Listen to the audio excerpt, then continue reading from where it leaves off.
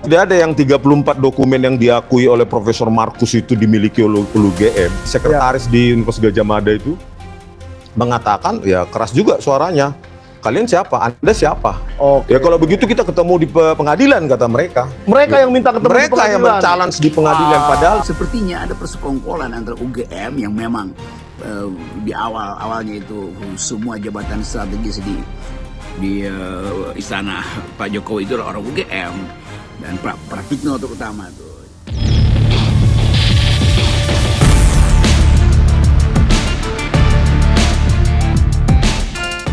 pada saat kita minta itu kan karena Profesor Markus dari hukum pidana ya Universitas Gadjah Mada itu kan mengatakan ada 34 dokumen yang mereka miliki.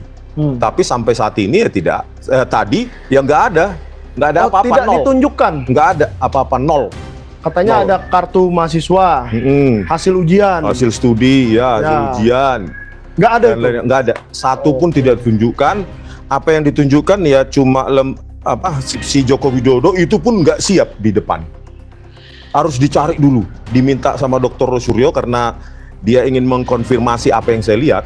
Ya. Jadi diambil itu, dicari dulu skripsi Joko Widodo ya. Dan itu pun mengkonfirmasi apa yang tuduhan saya ya. 11.000 triliun palsu. Kenapa? Tidak ada lembar pengesahan skripsi yang ditandatangani oleh dosen penguji. Ya. Nah, itu udah terkonfirmasi oleh Dr. Tipa maupun Dr. Suryo tadi. Apa yang saya bilang, tidak ada lembar pengesahan penguji. Terus ketikan itu sangat modern dengan cetakan yang sangat modern dan kertas yang jauh lebih mudah daripada batang tubuh, mulai dari Prakata itu. Terus Kasmujonya terkonfirmasi juga tidak ada Kasmujo di situ di dosen pembimbing skripsi itu. Makanya Pak Jokowi udah hoax itu. Terkonfirmasi tadi hoax, yang menyebarkan hoax. Kenapa? Karena tidak ada di situ, diakui oleh para pejabat rektorat UGM ya. Itu memang Pak Kasmujo bukan pembimbing skripsi dari Joko Widodo dan diakui katanya pembimbing akademik. Tanya, itu pun tidak ada dokumen yang menyertainya. menunjukkan itu. Iya. Wah.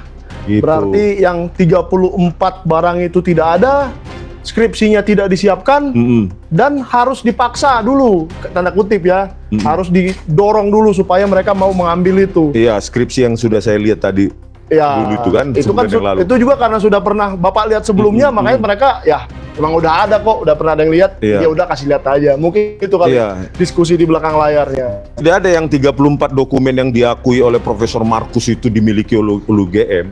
Malah kita minta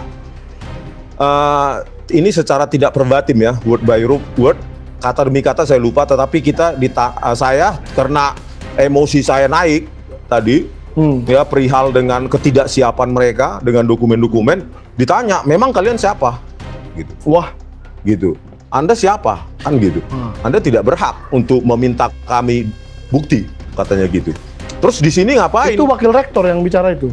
Oh nggak salah ada sekretariat di sekretaris di Universitas Gadjah Mada itu mengatakan, ya keras juga suaranya.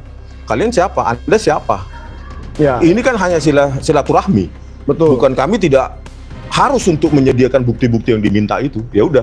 Ya kalau begitu kita ketemu di pengadilan, kata mereka. Mereka yang minta ketemu di Mereka pengadilan. yang men-challenge di pengadilan. Padahal kita inginnya sebagai alumnus Gadjah Mada ya diberikanlah akses gitu ya. Untuk melihatlah minimum 34 dokumen yang dia klaim itu, tapi tidak ada. Nol. Berarti kecewa lah ya Pak. Ya dengan kalau pertemuan tadi. bahasa saya ya deadlock. Deadlock karena mereka men-challenge untuk ke pengadilan. Ya kita tunggu saja kan, tim TPUA sudah menyertakan bukti baru dari saya itu kan. Ya. Kita tunggu Barreskrim gitu loh supaya menindaklanjuti dan masuk ke pengadilan karena mereka menantang untuk masuk ke pengadilan gitu loh. Memang pada saat kami masuk ke dalam, terus terang kami kaget ya, karena kami hanya diterima 5 dan kemudian akhirnya hanya 3 dan di dalam itu ada 16 orang. Ya gitu, 16 orang gitu. Jadi ada 2 warek, 2 wakil rektor, Pak Sigit, kemudian ada juga yang namanya Pak Profesor San, siapa itu San itu, terus ada termasuk Pak Pronojiwo dan kawan-kawan, itu ada ada sekitar 10 orang dulu katanya kawan seangkatannya Jokowi. Nah, yang jelas begini, pertemuan memang berlangsung cukup singkat dan sempat timbul eskalasi yang agak sempat meninggi. Ini terus terang saja, hampir saja kami walk out, hampir saja, ya gitu, karena agak meninggi dan kemudian karena timbul sedikit aksentuasi yang cukup tinggi. Tapi alhamdulillah, kenapa, Mas? ya kenapa? Meningginya kenapa? Meningginya ya karena ada saut-sautan debat gitu ya gitu. Tapi ya nggak apa-apa lah, itu biasa. Tapi intinya begini, kami akhirnya tadi pengen lihat skripsinya Pak Jokowi yang asli, ya gitu. Sempat ada yang tadi ditanyakan, sempat ada yang menjawab tadi dari Sekretaris UGM, oh itu kan melanggar Undang-Undang Keterbukaan Informasi. Saya bilang, yang bikin Undang-Undang Keterbukaan Informasi yang mengesahkan di DPR itu saya, kan gitu. Ya gitu. Jadi Undang-Undang 14 tahun 2008 itu membolehkan setiap orang itu untuk melihat skripsi karya orang lain. Itu nggak boleh dilarang. Akhirnya kemudian tadi ditunjukkan. Dan kita ditunjukkan, memang benar apa yang sudah disampaikan oleh Dr. Ismail Prakteng. Yang jelas skripsinya Jokowi itu memang ada perbedaan ketikan. Ya gitu, antara ketikan batang tubuh itu diketik dengan mesin ketik biasa dan di depan itu dengan cetakan yang cetakannya itu tidak pada zamannya, ya gitu. Dan pada lembar pengesahan itu tidak tata tanggal, ya, tidak ada lembar pengesahan dari dosen pengujinya. Meskipun dosen pengujinya bisa disebutkan tadi oleh kawan-kawannya, tapi faktanya nggak ada. Tadi kita juga sempat diberitahu karena kita tanyakan lokasi KKN-nya ada di mana Jokowi itu. Tadi dikatakan di satu tempat, tapi kita nanti akan cross check juga, ya apakah itu benar, karena kan itu foto-fotonya, kemudian buktinya semuanya ada enggak gitu. Tapi yang jelas terus terang, kami memang sedikit kaget. UGM yang konon mendapatkan predikat ranking 2 untuk Undang-Undang Keterbukaan Informasi, ketika kami datang, skripsinya saja belum disiapkan tadi. Jadi harus diambilkan dulu gitu ya. Jadi kan padahal kan waktunya kan hanya singkat gitu. Jadi ya apa ya, hal-hal itu kan kita cukup menyayangkan. Memang kita tidak bisa lihat ijazah asli. Karena ijazah asli memang tidak disimpan di kampus gitu ya. Ijazah asli insya Allah besok akan dilihat oleh teman-teman yang bergerak ke Solo. Ya gitu. Saya memang tidak bergerak ke Solo besok karena saya pulang ke Jakarta. Tapi moga-moga besok bisa diperlihatkan. Memang ada hal yang kami kaget. Ya, karena UGM juga tadi menawarkan, kalau gitu ya kita pengadilan saja. Aduh, ini saya bilang, kita sesama keluarga besar UGM. Sebaiknya kita kedepankan silaturahmi. Apalagi kita datang itu kan dalam rangka syawalan, halal bihalal gitu kan. Tapi intinya beginilah, saya melihat bahwa UGM memang tadi disarankan oleh Dr. Tifa, jangan kemudian mau jadi tameng atau bemper yang itu malah melemahkan UGM sendiri. UGM harus berani berdiri di atas kakinya. Ya, kalau katakan ya, jangan kemudian tadi itu tanpa awalnya agak sedikit membela-bela itu zaman dulu itu nggak ada gini, nggak usah. Ya udah, kalau memang nggak ada tanda tangannya, katakan nggak ada tanda tangan. Dan faktanya sekali lagi saya sampaikan, dan tadi alhamdulillah saya sempat memotret, saya pegang langsung karena dulu saya pernah datang dan tidak diperbolehkan. Alhamdulillah Dr. Rismon pernah datang dan boleh memotret. Tadi Dr. Rismon memotret lagi. Di dalam skripsi itu memang tidak ada tanggalnya, tidak ada lembar pengesahan, dan tidak ada nama orang yang disebut-sebut sebagai Kasmujo, itu nggak ada di situ. Jadi Kasmujo tidak ada. Jadi di situ memang yang ada adalah nama dua orang itu. Perkara nanti apakah itu akan dijadikan bukti atau evidence di pengadilan, sebenarnya kita tidak berhadap, kita berhadapan. Makanya tadi Dr. Rifa juga menyarankan, UGM itu harusnya bersatu dengan rakyat, menjadi institusi yang melindungi hak-hak kebebasan keterbukaan informasi dari rakyat, bukan untuk malah justru menjaga itu atau melindungi. Kalau memang nggak benar, katakan nggak benar, gitu ya. 1000 foto, tadi kan tujuan dengan foto, saya bilang 1000 foto, 1000 kawan tidak ada gunanya kalau tidak ada ijazah asli. Itu. Sebetulnya gini, kami itu, saya tadi bersama teman-teman itu mengajak UGM itu untuk bersikap netral. Sama-sama kita pejuang. Jadi UGM itu jangan menjadi tameng siapapun. Jangan menjadi bemper siapapun. Jadi UGM itu harus juga melihat bahwa kita ini para peneliti itu ingin menjaga marwah UGM dan menjaga marwah Indonesia ya, atas hal-hal yang ditanyakan oleh rakyat. Nah, tadi cuma sayangnya ya, mungkin Pak Roy udah sampaikan bahwa kita pada saat pertemuan itu tidak diberikan data apapun yang seharusnya kita butuhkan. Karena kita nanti bisa menjadi kepanjangan mulut dari UGM, bahwa UGM memberikan kepada kami dokumen-dokumen definitif. Dan itu hampir deadlock sampai terakhir akhirnya skripsinya dikeluarkan. Nah, alhamdulillahnya kami dapat data baru. Pak Roy dan Pak Rismon sebagai ahli digital forensik dapat data baru.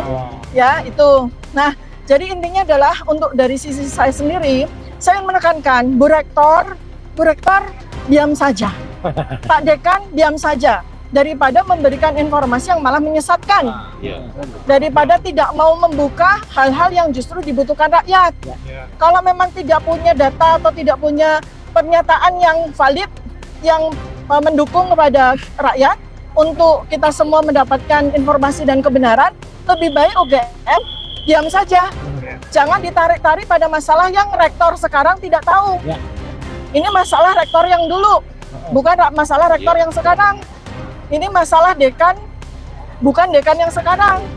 Malah jadi blunder seperti yang selama ini disampaikan oleh UGM, oleh Humas UGM, ya, seperti yang foto-foto yang ternyata tidak tepat, kemudian informasi tentang fotokopi yang ternyata tidak tepat, malah jadi blunder gitu. Akhirnya momentum itu tiba dan akumulasi dari kemarahan kaum intelektual akhirnya juga dilampiaskan ke kalangan intelektual.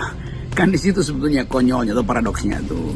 UGM menutup kasus ini. UGM berupaya untuk memanipulasi peristiwa ini. UGM datang dengan segala macam tema untuk menghalangi ijazah Jokowi diperiksa. Padahal soalnya simple. Kejujuran itu tidak memerlukan di dalam dunia akademis, tidak memerlukan lawyer, tidak memerlukan bahkan pengadilan. Seandainya dari awal UGM bilang, nih dia, jangan kalian tanya lagi nih. Lalu Pak Jokowi akan bilang, oh ya terima kasih. Tetapi sepertinya ada persekongkolan antara UGM yang memang di awalnya itu semua jabatan strategis di istana Pak Jokowi itu adalah orang UGM.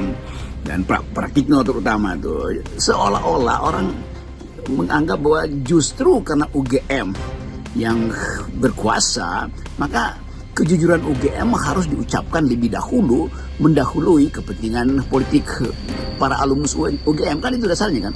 Jadi sekali lagi momentum tiba dan geruduk UGM itu betul-betul semacam tagline yang akan menghasilkan goncangan politik pasti itu. Dan bahayanya adalah kalau UGM menganggap bahwa dia masih punya argumen, dia tidak bisa membuktikan. Memang di dalam hukum pidana, siapa yang mendalilkan dia mesti buktikan. Egy Sujana mendalilkan dia mesti buktikan. Roy Suryo mendalilkan dia mesti buktikan. Siapa lagi yang saya jadi saksi ahli di situ untuk pada waktu itu kasus ijazah palsu itu. Tapi kelihatannya tidak ada semacam keterbukaan UGM untuk membantu proses ini, justru menutupi. Maka timbullah kecurigaan, kenapa ditutupi? Kan kalian mesti buktikan. Kalau begitu jangan halangi kami untuk menggeruduk UGM sekarang, karena itu pembuktian yang paling drastis. Kan begitu pikiran kalangan kampus dan mereka yang menganggap bahwa UGM itu kok menjadi konservatif. Jadi sekali lagi momentum geruduk UGM ini adalah satu peristiwa intelektual ketika kampus yang seharusnya mengucapkan kejujuran, maka dan ketika dia menunda atau bahkan menghalangi kejujuran itu diucapkan, tibalah kemarahan. Itu dasarnya. Kan kita tahu bahwa kampus itu ada sumber dari perubahan. Nah ini sebetulnya yang jadi paradoks. UGM digeruduk oleh kalangan intelektual, padahal UGM adalah kawah canda di muka untuk mendidik masa depan generasi. Kita anggap UGM itu ada di Jogja. Jogja adalah kota pengetahuan, Jogja adalah kota kejujuran, Jogja adalah kota keberanian yang dari soal serangan umum 11 Maret, terus Jogja bergolak, Jogja jadi ibu kota alternatif segala macam. Jadi Jogja seharusnya mengucapkan lebih dahulu soal keadilan dan kepatriotisan, tetapi UGM kelihatannya tidak patriotik.